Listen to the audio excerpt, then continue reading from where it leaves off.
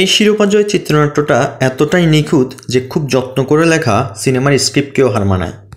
কেন এই কথা বললাম, চলুন একটা উদাহরণ দিয়ে বোঝার চেষ্টা করি।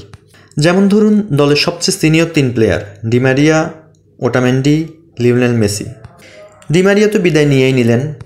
আনুমানিকভাবে বলা যায় মেসি ওটামেন্ডিকেও আর্জেন্টিনা সম্ভবত নেক্সট কোপা আমেরিকায় আর পাচ্ছে না। তাই 2024 কোপা আমেরিকাই এই 3 জনের জন্য শেষ কোপা আমেরিকা ধরে নেওয়া যায়। মজার বিষয় হচ্ছে, এই কোপার ফাইনাল ম্যাচে এই 3 জন প্লেয়ারই অধিনায়ক হিসেবে বিদায় নিলেন।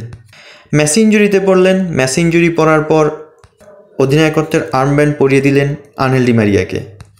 117 মিনিটে যখন আনহেল ডি মারিয়া মাঠ ত্যাগ করছিলেন, তখন তিনি আর্মব্যান্ডটা পরিয়ে দিলেন ওটামেন্ডিকে। আর সেই আর্মব্যান্ড পরেই ওটামেন্ডি পুরো ম্যাচ শেষ করলেন। তার মানে কাকতালীয়ভাবে মেসির ইঞ্জুরিতে পড়ার ফলে আনহেল ডি মারিয়া এবং ওটামেন্ডিও এই ম্যাচে অধিনায়ক হিসেবেই বিদায় নিতে পারলেন। এই দিক থেকে মেসির ইঞ্জুরিতে পড়ার ব্যাপারটা সুন্দর, কি বলেন?